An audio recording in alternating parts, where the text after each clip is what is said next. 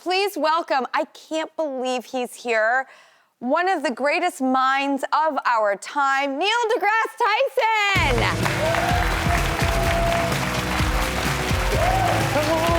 Oh my God! I can't believe it!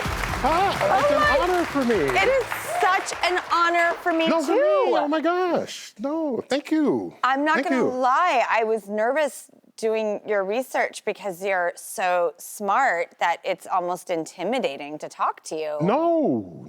All that knowledge is for us all. Oh, that's nice. Yeah. That's a kind way to. Yeah, no, that's how I think about it. Yeah, and I'm just revealing what is knowable out there in a way that can be digested.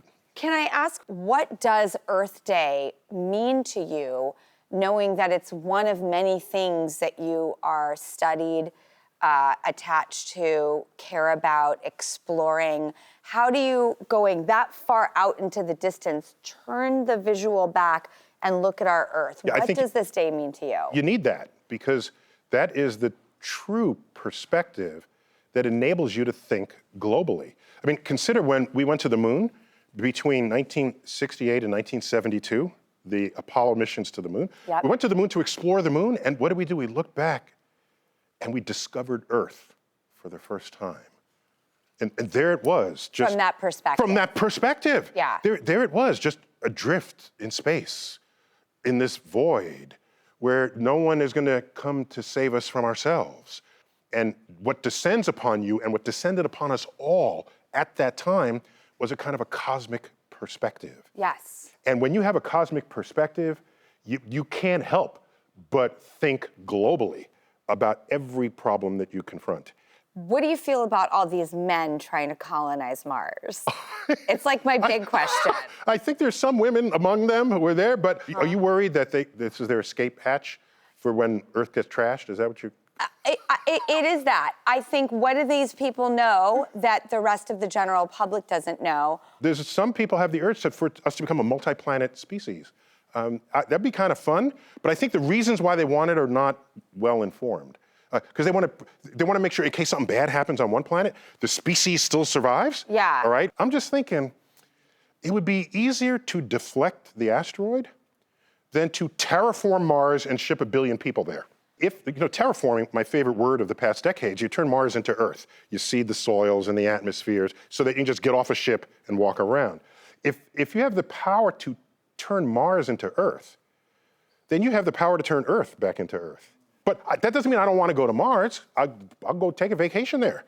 Give me a few books and a good streaming account for the 7 months it takes to travel, and then you're there and you come back. I don't have any problems with that. But don't worry so much about it. You need somebody to keep the dream going. Yes. And one other point I want to make, there's all this talk about let's save Earth. Earth doesn't care about you or it'll survive anything we deliver it. Earth, the planet. Usually what people mean when they say save Earth, they mean save life on Earth. Make sure Earth can always continue to sustain life. But Earth, the physical object, is going to be here for 5 billion years, no matter what we say or do. So it's about the delicate biosphere that we are a part of. And if you're not aware of that, your actions can be the unraveling of your entire civilization, which is what's happening with climate change. Yes. We are warming the planet, and the ice melts.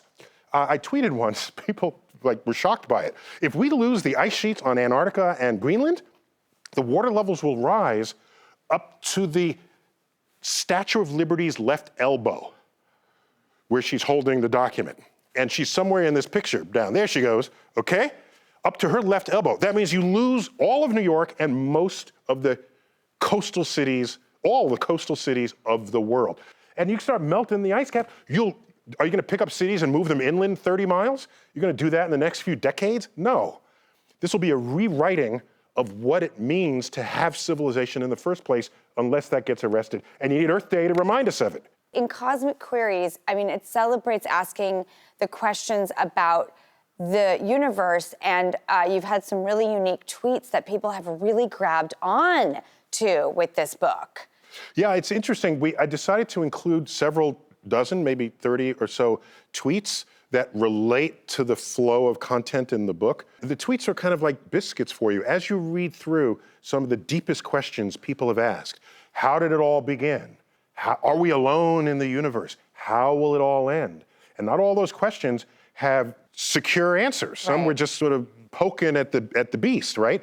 And some questions, we don't even know if it's the right question to ask.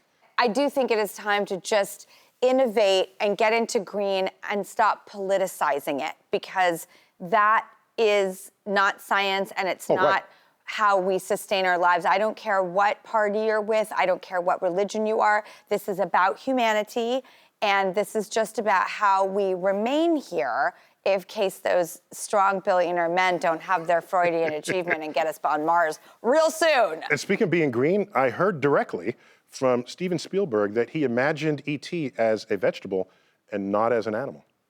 So that's why E.T. could touch the plants and the plants would come back to life. Remember that? Oh. Yeah. I just thought it was an interesting bit of trivia. And you love Hollywood. In fact, Love it. you contributed with James Cameron to create the night sky for Titanic. Only when he had the re-release, on the centennial release. Okay. Because I tweeted that he had the wrong sky over the sinking Titanic. I love that he heard you. I love that you did that with him. The man is a man of his word.